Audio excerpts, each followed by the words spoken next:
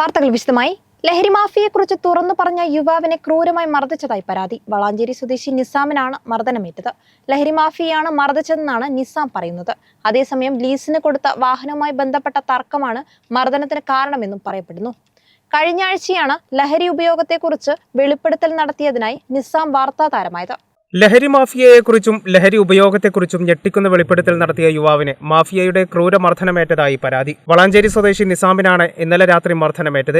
നാട്ടുകാരൻ കൂടിയായ അൻസാറാണ് മർദ്ദിച്ചതെന്ന് നിസാം പറയുന്നു. മാധ്യമങ്ങളിൽ നടത്തിയ വെളിപ്പെടുത്തലിനെ കുറിച്ച് പരാമർശിച്ചായിരുന്നു മർദ്ദനമെന്നും കൊല്ലുമെന്ന് ഭീഷണിപ്പെടുത്തിയതായും നിസാം പറയുന്നു. ഒരാഴ്ച മുന്നേ റിപ്പോർട്ടർ ചാനലിന് ഞാൻ ലഹരിക്കെതിരെ ഒരു ഇന്റർവ്യൂ കൊടുത്തിരുന്നു.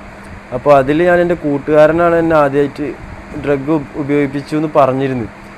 അപ്പോൾ ഞാനിന്നവിടെ നാട്ടിൽ ബാർബർ ഷോപ്പിൽ മുടി വെട്ടായിരിക്കുമ്പോൾ എൻ്റെ നാട്ടിലെ ഫ്രണ്ട് ഈ പറഞ്ഞ ആളെ ഇക്കാക്ക എന്നെ വന്നിട്ട് വിളിച്ചിട്ട് പറഞ്ഞു, സമയം ഒന്ന് വായ പറഞ്ഞു, സംസാരിച്ച് കയ്യൊക്കെ ഒന്ന് സംസാരിച്ച് നിൽക്കുന്നതിൻ്റെ ഇടയിൽ എന്നോട് പറഞ്ഞു, എൻ്റെ അനിയൻ സിദ്ദീഖിനെ ആയിട്ട് എന്താണ് പ്രശ്നം എന്ന് ചോദിച്ചു.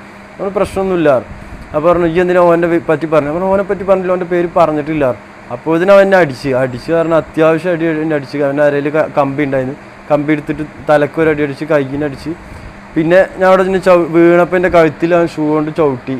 പിന്നെ അവൻ്റെ കയ്യിൽ ചായ കൊണ്ട് നെഞ്ഞത്ത് കുത്തി. അങ്ങനെ അത് ഇതിൻ്റെ ഇടയിലൊക്കെ അവൻ പറഞ്ഞിട്ട കാര്യം, എൻ്റെ അനിയൻ്റെ കല്യാണം നോക്കുന്നുണ്ട്, അപ്പോൾ അന്നെ ഞാൻ ജീവിക്കാൻ അയക്കില്ല, അന്നെ ഞാൻ കൊല്ലും എന്ന് പറഞ്ഞിട്ടാണ് അവൻ ഇതൊക്കെ ചെയ്തത്. അപ്പോൾ ഇതിന് നാട്ടുകാർ വന്ന ആൾക്കാർ ഓടിക്കൂടി, എൻ്റെ ഫ്രണ്ട്സ് നാട്ടുകാർ കൂടിയാണ് ഹോസ്പിറ്റലിൽ എത്തിച്ചത്. അങ്ങനെ ഇപ്പോൾ ഇവിടെ കുറച്ച് പരിക്കുകളായിട്ട് ഇവിടെ അഡ്മിറ്റാണ്. മർദ്ദനത്തിൽ നിസാമിന്റെ കൈക്കും കഴുത്തിനും പരിക്കേറ്റിട്ടുണ്ട്. ലഹരി ഉപയോഗത്തെക്കുറിച്ച് തുറന്നു പറഞ്ഞതിന് പിന്നാലെ ലഹരി മാഫിയ നിരന്തരം ഭീഷണിപ്പെടുത്തിയിരുന്നതായി നിസാം വെളിപ്പെടുത്തുന്നുണ്ട്.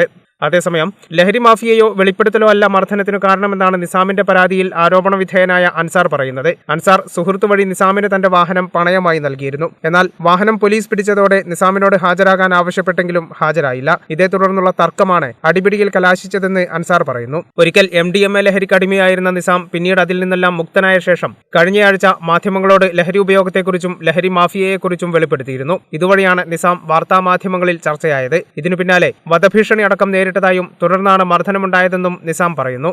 കേരള വിഷൻ, വളാഞ്ചേരി.